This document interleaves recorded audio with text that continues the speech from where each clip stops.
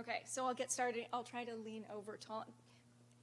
Podiums tend to be my problem, especially in making me look a bit like a child, but I can't wander too far from the mic, so we'll try to make this work. So I'm from an English department, which is weird, right? But Waterloo is a particularly strange university, and we have lots of interesting, strange stuff going on even in our English department. I was actually contacted through our Games Institute at Waterloo, which, yes, we have a Games Institute, and I'll talk a little bit about a game today that's used for citizen science, but there are lots of games used for good, and essentially that can mean engaging different stakeholders and populations in ways of learning through non-traditional mediums such as games. So what I'm going to talk about tonight is citizen science, but the kind of angle I'm really interested in for citizen science is how it helps us engage problems that are really complex, that no one sort of expert can solve. But then that, of course, raises questions of what is expertise. So the themes I'll be hitting on throughout the talk are those of complex problems, right? So these are the sort of problems we have in the 21st century that require a bunch of different people to come together to address different angles and really come up with creative solutions to problems that we can't always quite pin down. So one example I'd like to use in the past, based on some folks I worked with, is something like transgenic pest management, right? You need the entomologists, you need the biostatisticians, you need perhaps anthropologists, so these kinds of interesting groups. And in addition to all those scientists who are figuring out how to work together in what we call multidisciplinary teams, right? Teams across the disciplines, we also have new groups of people getting involved, and those include citizen scientists. So what I want to talk about first is sort of the context. So why do I think this is really interesting right now? Just what does expertise mean? When we talk about a citizen science, or citizen scientists, we end up qualifying what we're calling a scientist. What does that mean for that person as a researcher, perhaps? And then I'll talk through a few different examples, and I think they give us different angles on the kinds of characteristics of a citizen scientist that I think are interesting. And then at the end, I sort of make a pitch for how you can get involved in citizen science. So I'm a bit of a cheerleader for it here, and then we'll open it up to discussion. So the context is messy, and if you'll bear with me for a moment, I'll try to pull it together to explain just what's going on in the kind of research that I do. So for a number of years, we've been seeing trends where there's doubt in certain kinds of experts. So you don't need to see all of these charts and graphs. I know they're not quite clear from the back. But what they show us is, although generally people trust scientists, there are certain kinds of scientists they don't trust, right? You can maybe guess. Climate scientists don't fare well in this, right? So this kind of doubt in experts is really interesting. And we also see that with something like anti-vaccine movements, so doubting doctors, right? These are traditionally figures that we trust and we look to for expertise, and they impart their knowledge on us and we sort of carry forward. But what's been happening lately is there are pockets that just don't seem to trust experts anymore. And we see this kind of broadly in culture. So as you heard, I came recently from the United States. I'm originally Canadian, but I was sort of working and studying there and watching some really interesting events beginning to unfold.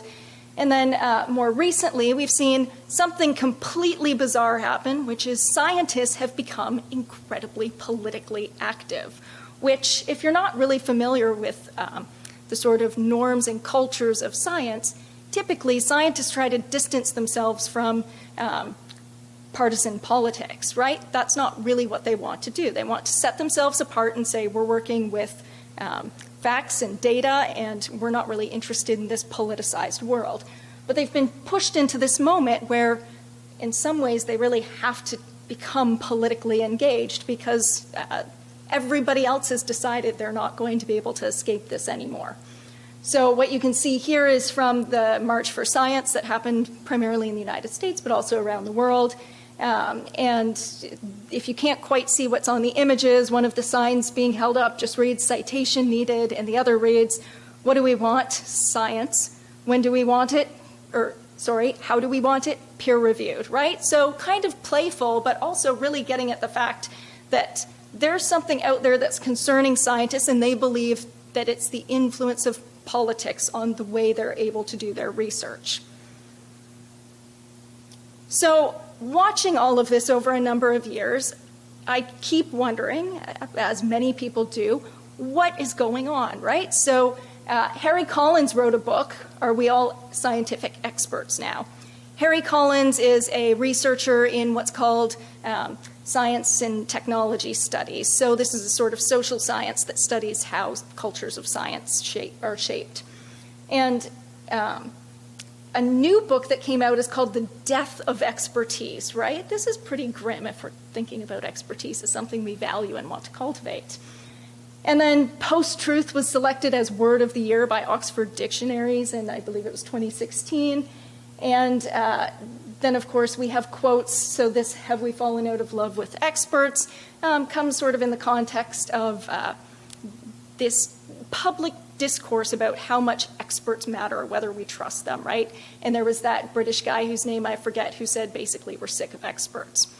So thinking about all of this and all of the challenges we face going forward as a society that are really scientific problems, I became interested in how we think about expertise and what makes an expert, and how do we understand who actually has expertise, and how do we demonstrate if we have expertise.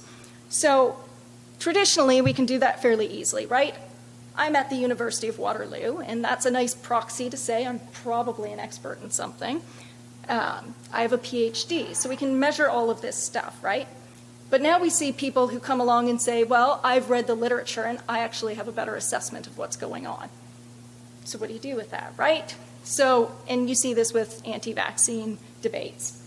So my research is really interested in this kind of previous distinction we had between, what we think of as experts and then lay people, right? So people with no expertise. And is that kind of crumbling or eroding or simply disbelieved now? So there are lots of examples we can talk about for how that's coming about that are perhaps concerning, but not all of them are. So we can also think about cases like I'm going to talk about tonight in citizen science, where those we would typically think of as non-experts can really acquire a kind of expertise. And that is these situations where we see people acquire expertise without formal training, without the kinds of accreditation that we might typically think of. And many of them actually master it in really interesting ways, which of course just makes the whole situation much more complicated, right? Because if we want to start thinking about who's going to be able to bring important ideas and expert knowledge to a problem, then we have to start thinking about how we assess expertise a little bit differently. And then I'm also interested in how they do this. So if you're a non-expert, how are you going to figure out how to get this expert knowledge? So the way I look at this, and this is why I'm in an English department, is my area of specialization is rhetoric. And I know that sounds bad, but it's not as bad as you think. It's actually a discipline that dates back to Greek antiquity. So rhetoric gets a bad rap, and it is all Plato's fault. But basically, rhetoricians are really interested in how people argue, right? So how are you going to effectively make your case? That's what it was used for in ancient Greece, right? You didn't have lawyers, you had to go up and make a case for yourself, or yes, politicians also used it to persuade for whatever they were trying to get done. But it's not just politics, and it's not mere rhetoric. Everybody's engaging in these sorts of strategies for argument. It is argument. And rhetorical scholars have become really interested in science because who can make a better argument than a scientist, right? And if they don't, they're not going to have a good time talking to their peers, right? They're going to get called out for the flaws in their argumentation. Rhetorical scholars are also interested in ideas about expertise and how expertise is conceptualized, how we attribute it, or how it is attributed to us.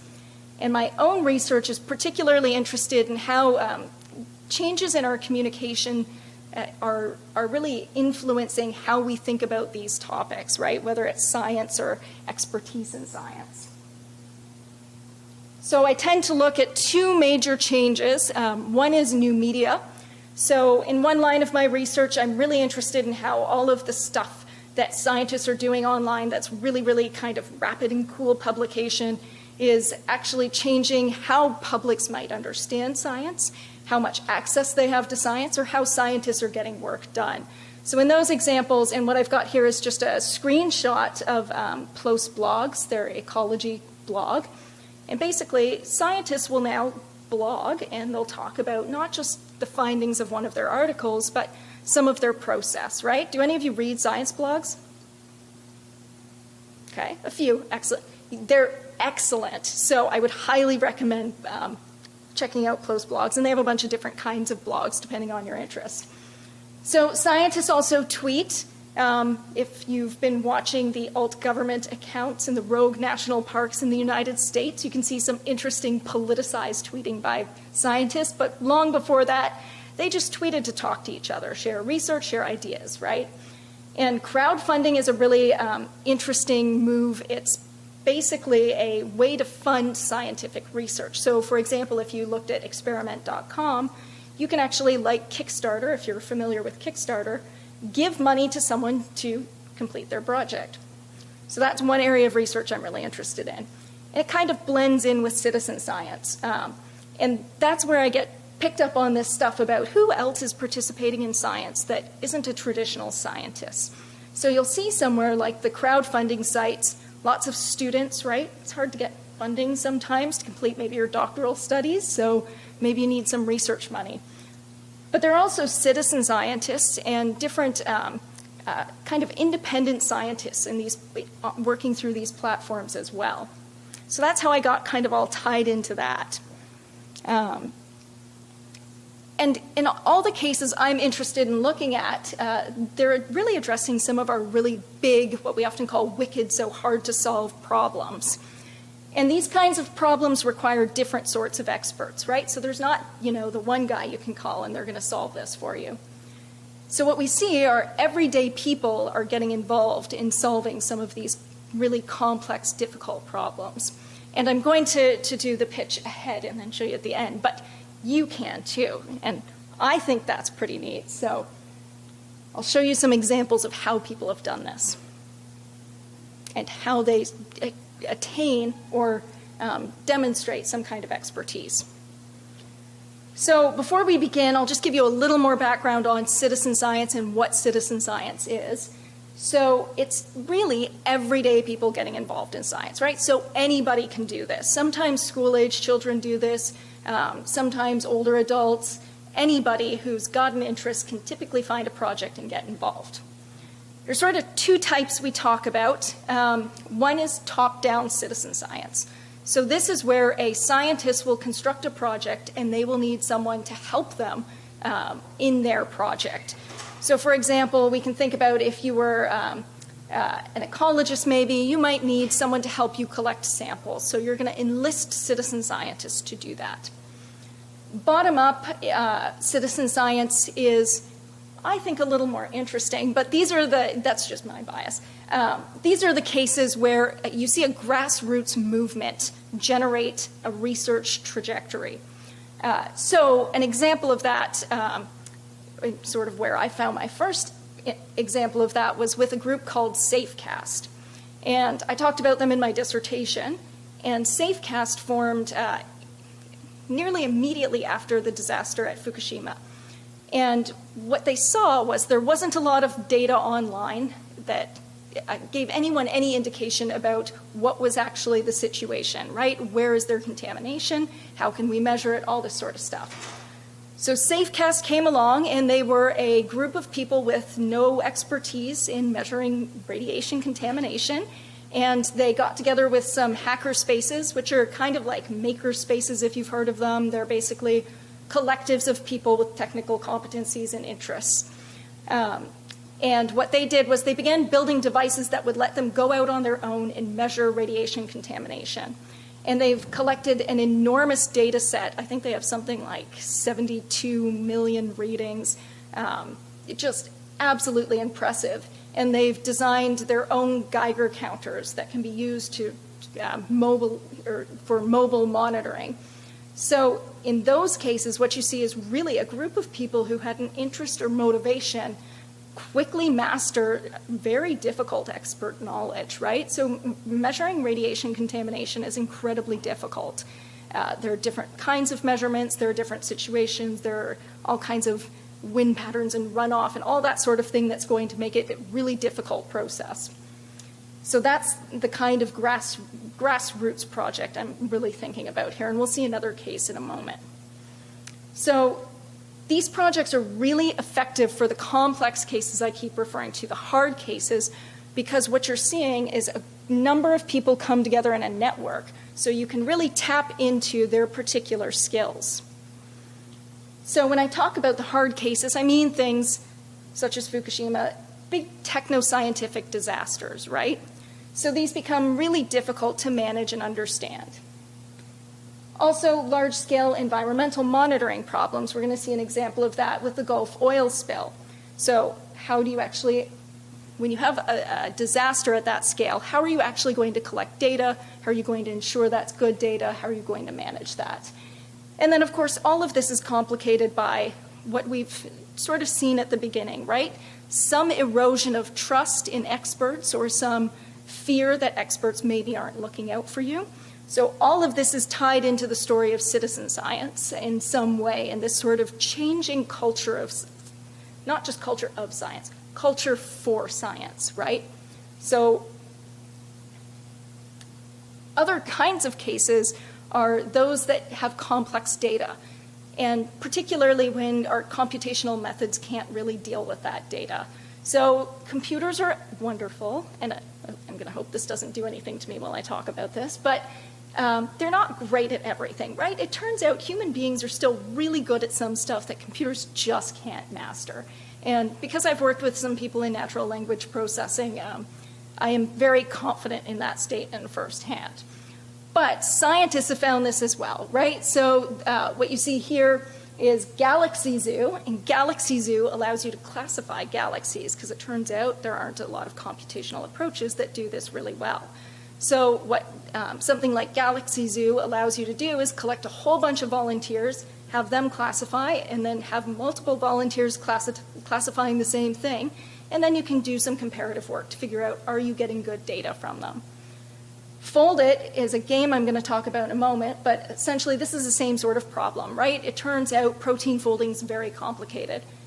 And oddly, human beings are really good at solving some of these problems. So they gamified it, which is essentially turned the problem into a game. And they've had a lot of success with having participants play through these protein folding problems. Okay, so the three cases I'm going to talk about. The first one is called Fukushima Inform.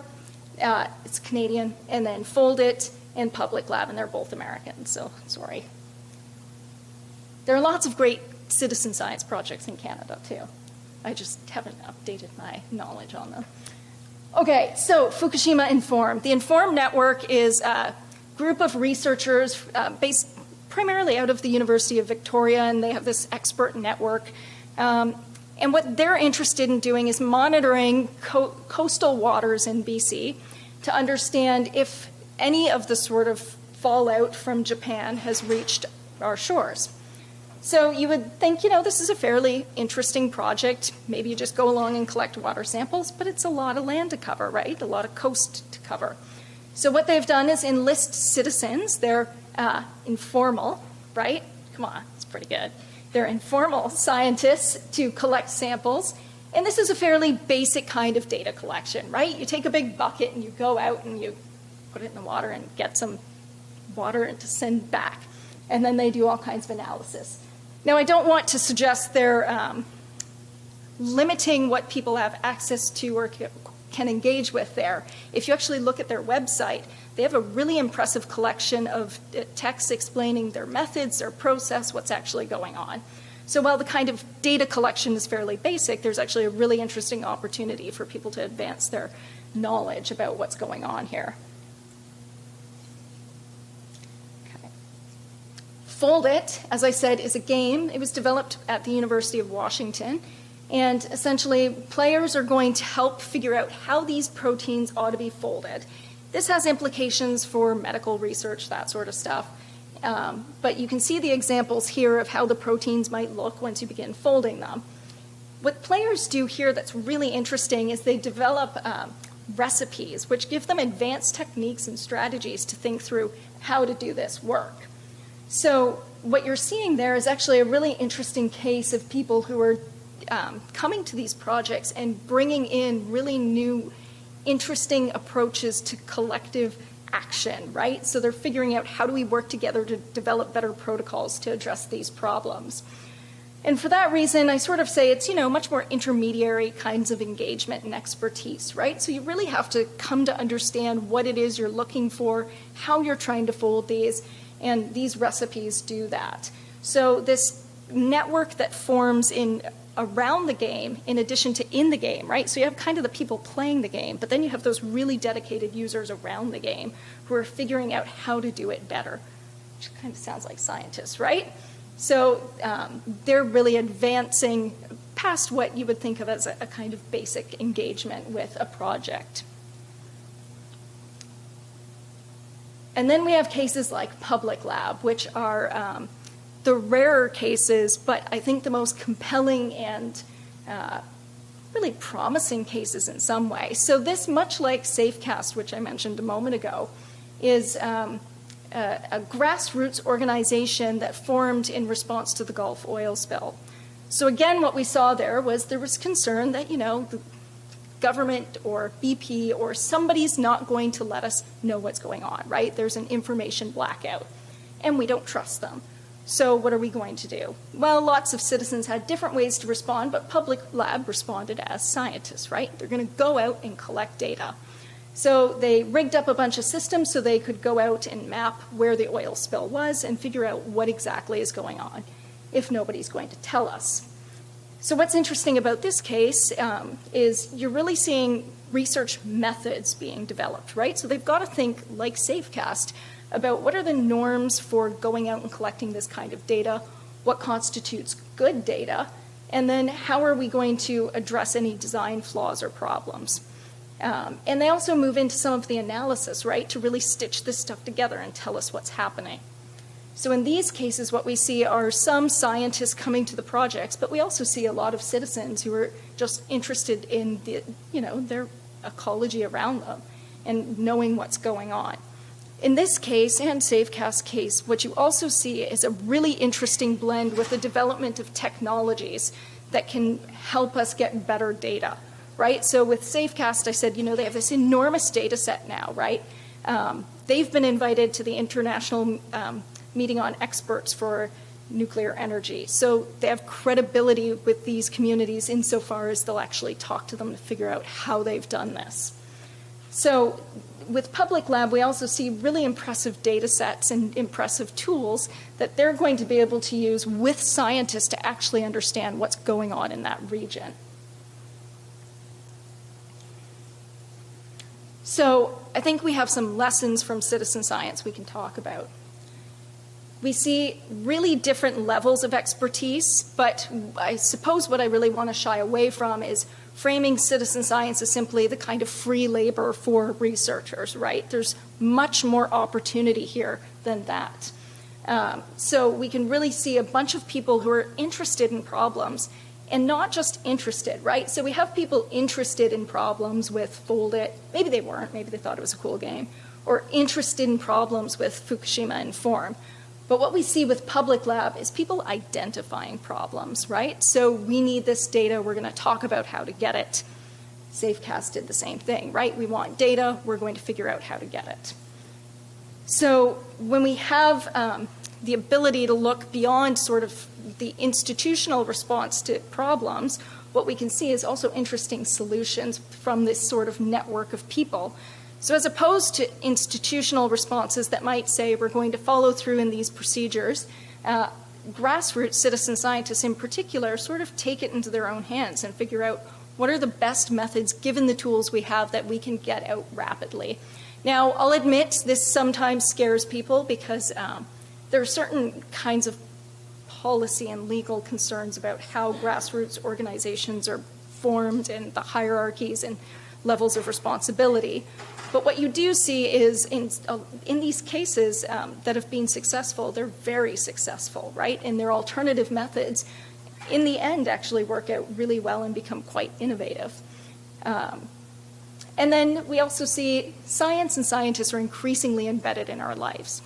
And I think an interesting and productive way to ensure that that's kind of a positive conversation, right, is through citizen science. So when we think back to the beginning with, the kind of question of do we trust experts or in terms of climate change scientists perhaps, or anti-vaccine movements, I think some scientists might say, they're wrong and we don't really want to engage that and we're not going to get political about it, right? Lots of scientists in the United States have said we're not going to get political about it. The problem may be that the culture and cultures of science have changed. So not attending to those changes means that essentially you get left behind as a scientist, right? You're not really productively engaging the people who are now engaged in science. What citizen science can do is allow us a really productive platform to talk about all of the issues that I think are driving questions of expertise. So why was this study wrong? Why was that paper published and now another one says something else, right? So if you become embedded in a citizen science project, you're going to get exposed to a lot of those issues, right? We thought it was this other thing, but now we're seeing better data, so we're going to sort of shift our focus over here.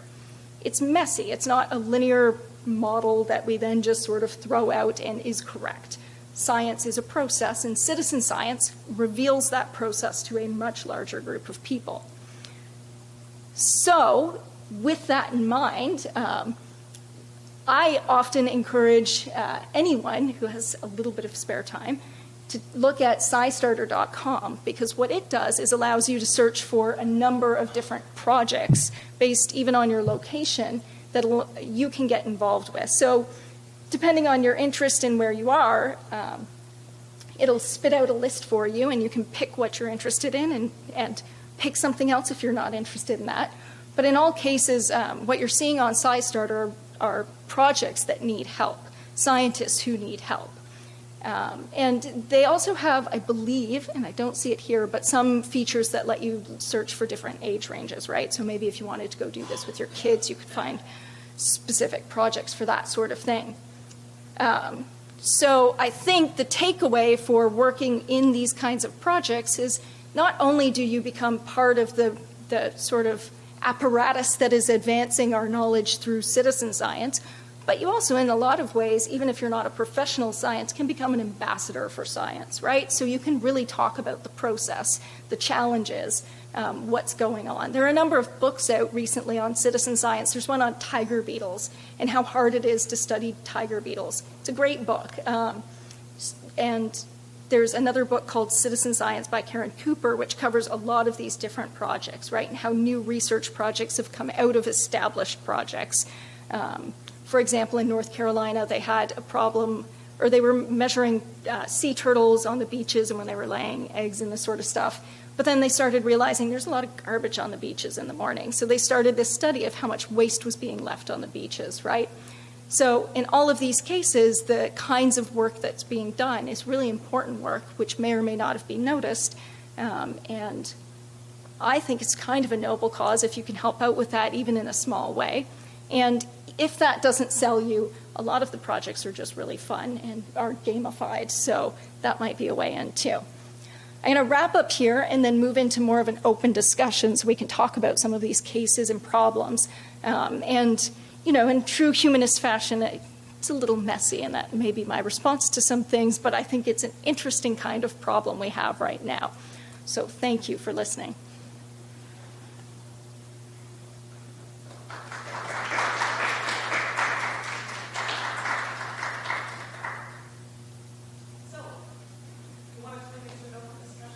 Yes.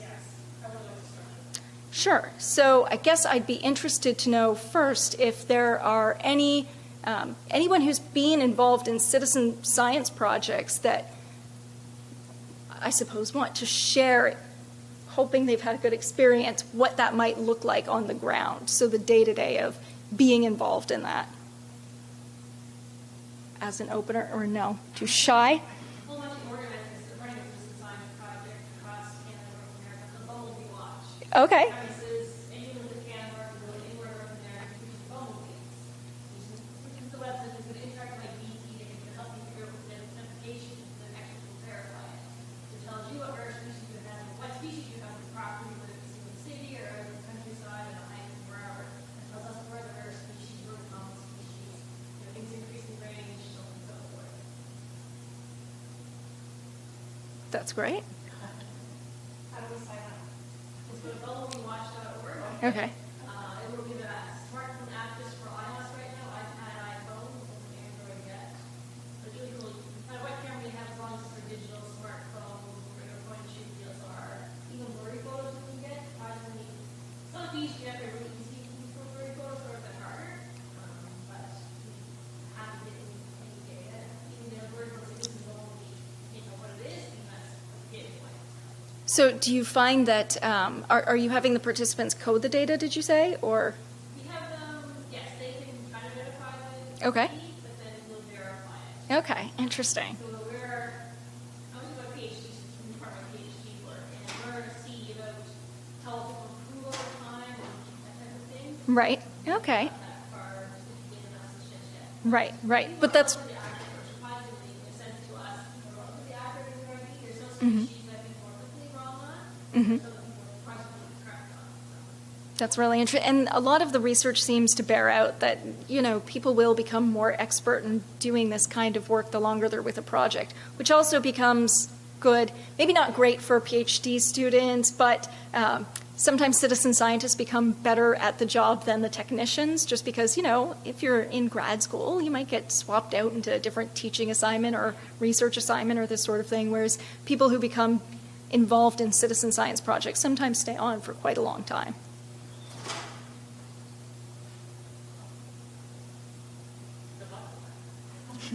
I'd like to mention, we had a speaker here a few years ago from the University of Toronto. He's a civil engineer. His name's Eric Miller, and he studies transit. And I just read last week that he's launching an app to gather transit data. So I think it's limited to us pathetic TTC users, but I'm not sure how that'll go. But if you're interested in more about that, I thought it was sort of interesting. Absolutely, yeah. The debate about transit in Toronto. Is it informed by evidence? I'm not sure, but hopefully, I'm pretty sure it isn't, but hopefully this will help. So I'm going to sign up. So I'm interested to know that, can I ask a more provocative question? Okay, so how many of you completely trust experts, broadly conceived? So any kind of expert, you generally are going to trust them. Most? Commit this to an actual number. I think that would be interesting. Yeah, like this is Okay. There was the survey the Science Center did a couple weeks ago, 1, 2, 3, 4, 8. Like So is anyone willing, of those of you who do not always trust experts, to explain in what situations maybe? I assume it's contextual, right? Or is there anyone who just doesn't trust an expert? Maybe? Okay, one.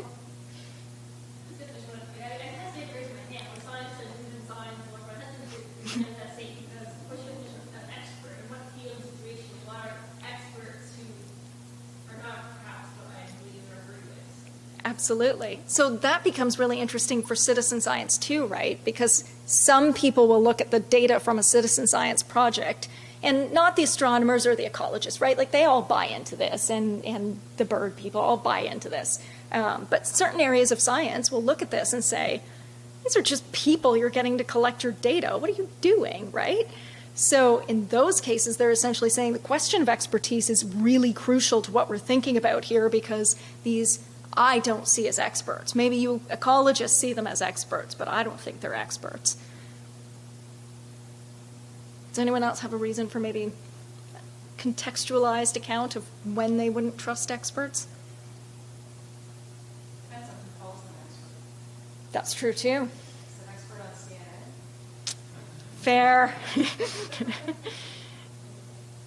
Okay.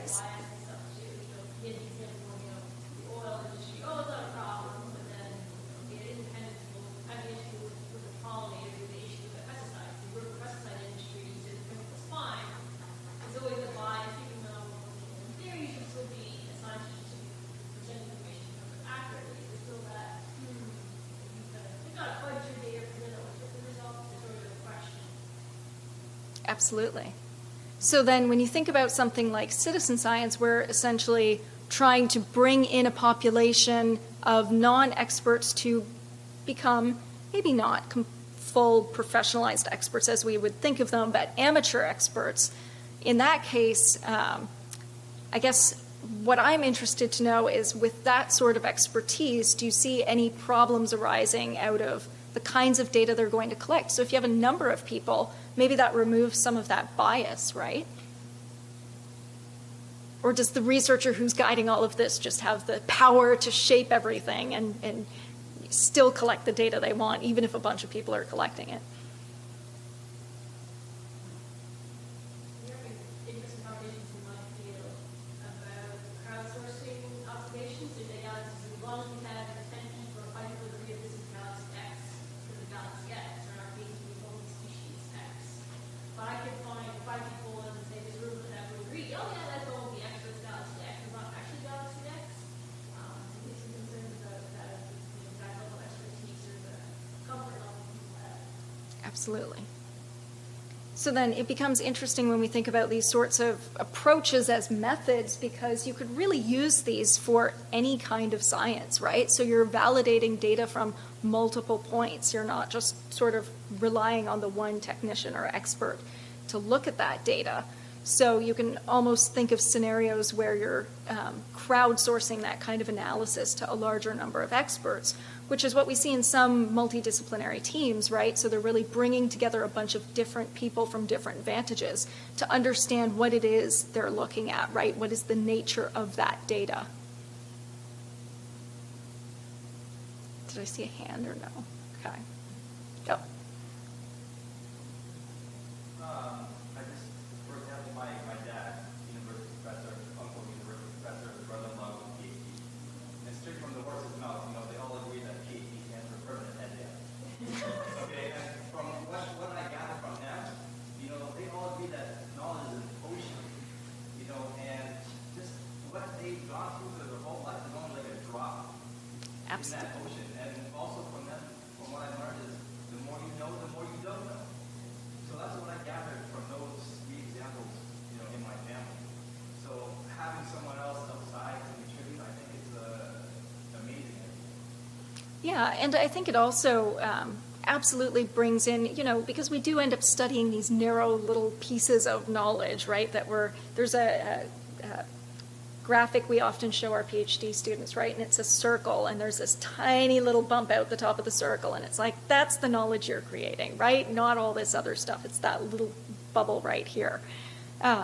So yeah, and what that does and why that's important is when you think about science, the person who's constructing a research project is really bringing a lot of their own knowledge and framework to even shaping that project, right? The kinds of questions we asked are shaped by what we know and how we think about the world. So when you bring in these broader groups of people, whether they're other kinds of research scientists or citizen scientists, you actually have an opportunity to look at things quite differently. And that can be interesting in terms of not just data analysis, but also the kind of data you can collect, right? The kinds of problems you're going to identify. So in the case of Safecast, that I just love talking about them. I think they've done such a phenomenal job. But when the disaster first happened, what you saw was, that map with the concentric circles telling people where to evacuate. And then, of course, when they released the data that showed where the actual contamination was, well, it wasn't in neat concentric circles, right? So all of these moments where you have people sort of intervening in how we're thinking about or talking about data representation, where the data is, how we're going to release data to broader public so they can make their own assessments, becomes a really important conversation as we move into these, I think, moments where publics really want more access to how this work is done and what the products of this work will be. Just kind of expanding on that point, I think to some extent the lack of confidence in experts is an expansion of the principles of science. Experts don't trust experts. The whole process of science is proving what those people did in an independent system. Mm-hmm. Take someone's results also try to replicate it if you can, but it's not true. And I think as it spreads through the public, the notion that someone is right just because they are an expert loses an expert credence.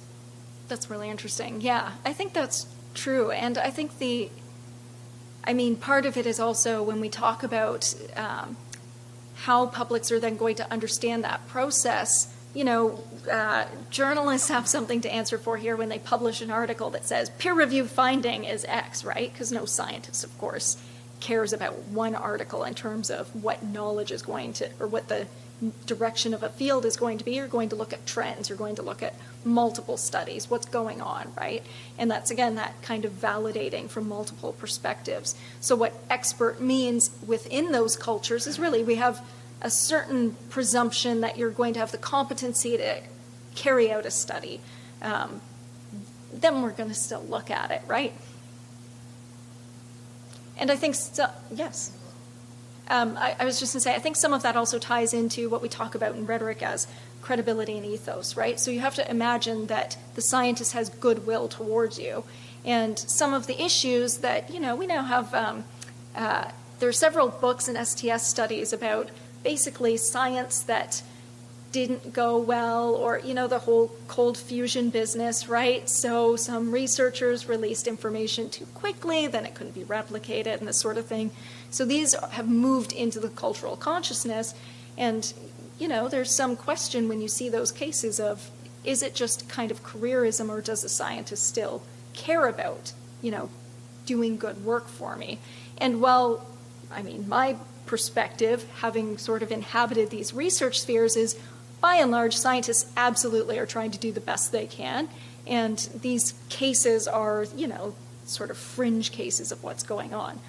But nonetheless, once you lose trust of a public, it's a lot harder to get back, right, than when you already had it. You have a question still?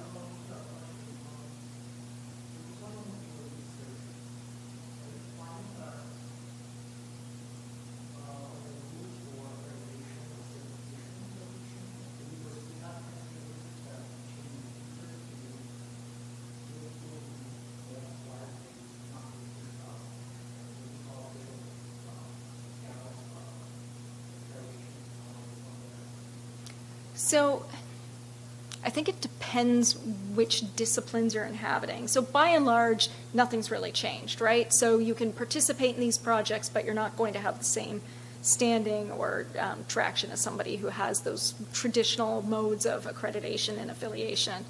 But one of the guys involved in the SafeCast project, Joe Aito's the director of the MIT Media Lab, and he doesn't have that kind of traditional academic background. But that's also the MIT Media Lab, right? And they can do their own thing. But I think for the most part, you're not going to see a lot of cases where someone who's a non-expert has acquired the skills and somehow enough credibility within the community to essentially stand alongside traditional scientists.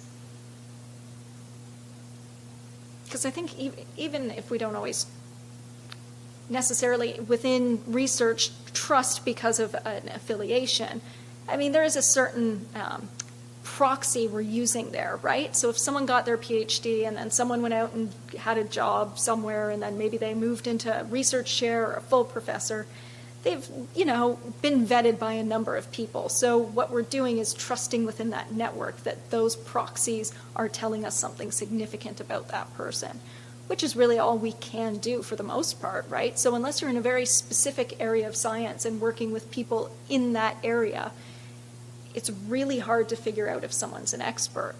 So that's what my research is interested in, especially as we move into these spaces where we have people who maybe don't have traditional accreditation, or where you have maybe even just scientists from different backgrounds, right? So if I'm a biostatistician, how am I going to figure out if that guy from physics knows what he's talking about, right? I'm going to use some proxies. They have publications, they have an affiliation, they're still employed, all this kind of stuff.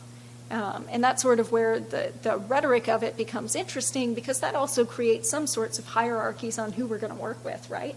So we want to trust that they really are the best. And they better have that kind of pedigree and publishing in the top journals. So that's a really interesting case too when we think about, is that going to tell us about particular kinds of knowledge or particular kinds of knowledge plus some other competencies, right?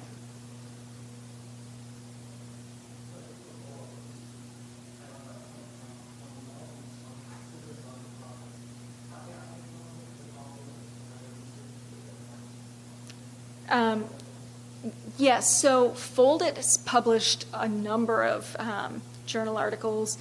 And I didn't really talk about it, but Galaxy Zoo's published articles. Safecast has published a couple of articles validating their data.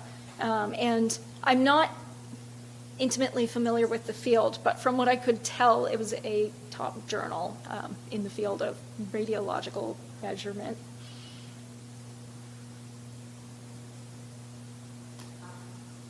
While the civil scientists are doing those kind of data, not all of it appears to be those kind of peer review. So did they know that it was going into those journals or articles? One side said because it's science, peer review, peer review. Yes. So my question is, if the data collected by those considered scientists also apply to peer review? If yes, no, who will do it? Yeah, so there's sort of two levels to how the data itself is reviewed. In most cases, what you see is an expert will review whatever's been submitted. In others, you see, especially where you have large data sets, essentially what you do is you try to get a bunch of people to code the data in the same way, right? So if all of you coded my piece of data in the same way, I've got a pretty good indication that that's what it is. And that works when maybe I can't go through all of the data. And then once it gets folded into an article, right, they're going to look at that data set in terms of the research that's being presented. So it'll go through kind of multiple layers of analysis and review.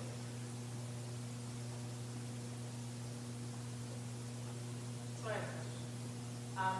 I've seen citizen science projects used a lot to engage communities in science. And I'm curious, this is a slightly cynical question, because I'm all over it. Have you run across any citizen science projects that are clearly just doing that and don't intend to actually, are there not sincere attempts at collecting data from citizens? So they're really just trying to, Just kind of communication washing, right. science washing, I don't know. Yeah, no, that's fair. I mean, the National Science Foundation said you had to do broader impacts, so that's one, yeah. Exactly, yeah. So I haven't seen anything that I think looks like that. I think part of the challenge in identifying that would be, if it's just starting out, well, peer review publications can take a while to get out, right? So it might look like it's moving along normally and then maybe it never gets used, right? And I haven't tracked anything like that, but that's a really interesting question. And I think that is the danger, right? Because the other danger is you don't want to just create a bunch of projects where you say, could you please do this work for me for free because I didn't get funded and I can't hire technicians, right? You want to actually set up systems where the projects are really benefiting the people participating as well as the research scientists. So the second half of my question is, how do the citizen scientists benefit other than feeling like they're contributing to the body of knowledge? Are there Sure. places where they do that? So some projects are much more participatory, especially the grassroots projects. So they'll put, the people who are working on this on the peer-reviewed publications, which kind of is a sort of accreditation they're getting that they normally wouldn't, right?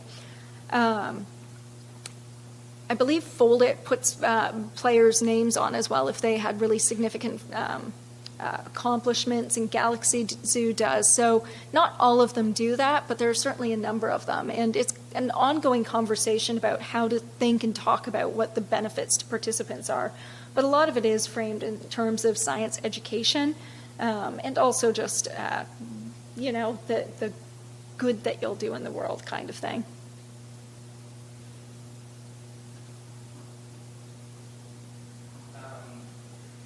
I have a statement in my mind that I believe that knowledge is power. Okay? So the whole paradigm that I have in my mind is that knowledge was centralized at the universities, professors, tenured,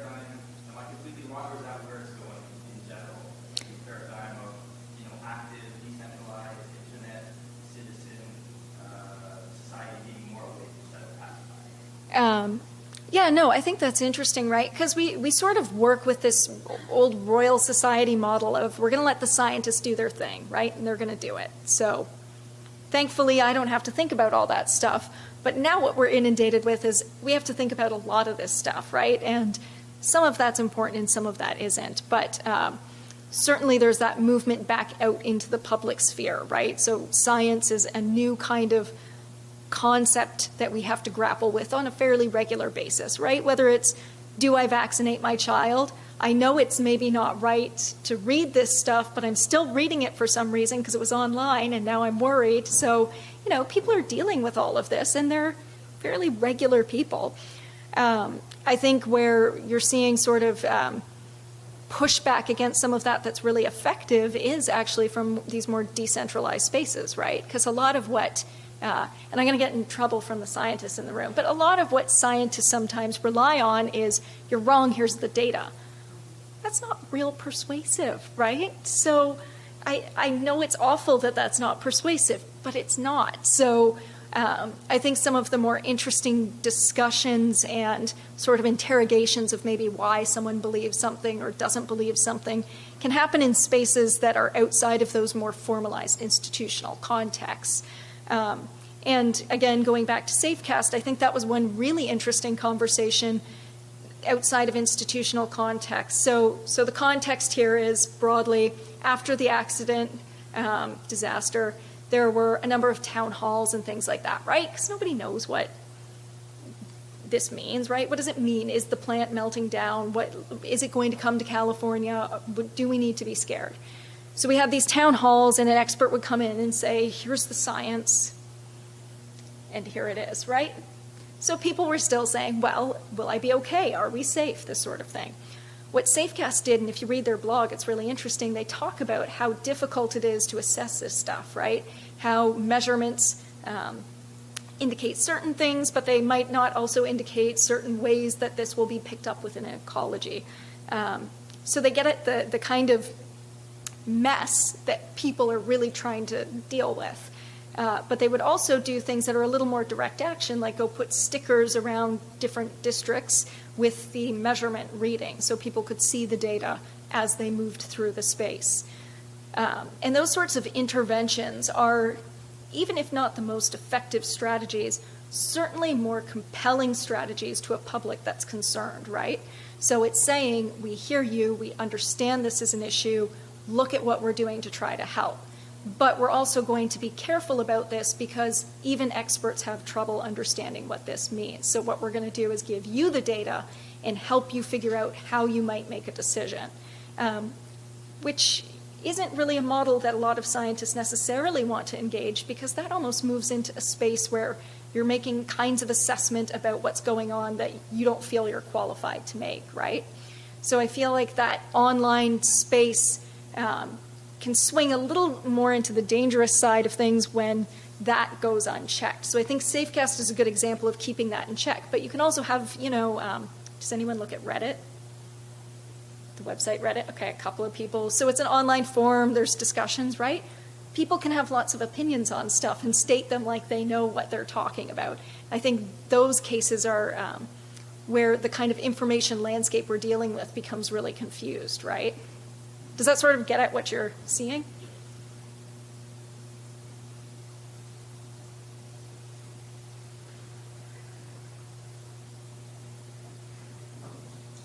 Any other questions?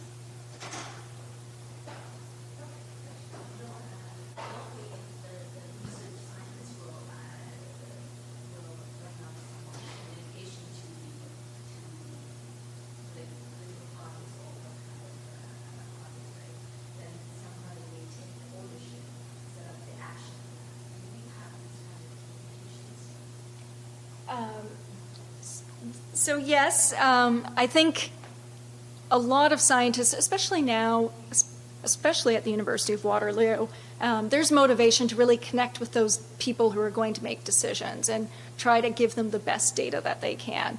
Now that can be really effective. I think, of course, we run into the danger, right, of once it becomes a kind of partisan conversation, then where does the science end up falling, right? So I think particular parties become a really sticky issue for a lot of scientists and where you're directing information. So sometimes even just going to the more nonpartisan bureaucrats can be a really effective way to see change happen, right? So working really directly with the public service. It's interesting that you asked that right now, considering we've just had a chief science advisor appointed. So, yeah. I found this talk very interesting. This is right up in my alley. I studied science communication myself, and I think it's really important to engage people in science like this, because as you say, it's kind of a sneaky way of getting people interested and engaged, and just getting people engaged in an authentic way is the way to stop that sort of throwing data at a problem and having it not stick. So I really appreciate you coming all this way tonight and giving your perspective on it. Will you please join me in thanking Dr. Mehlenbacher? That was very interesting.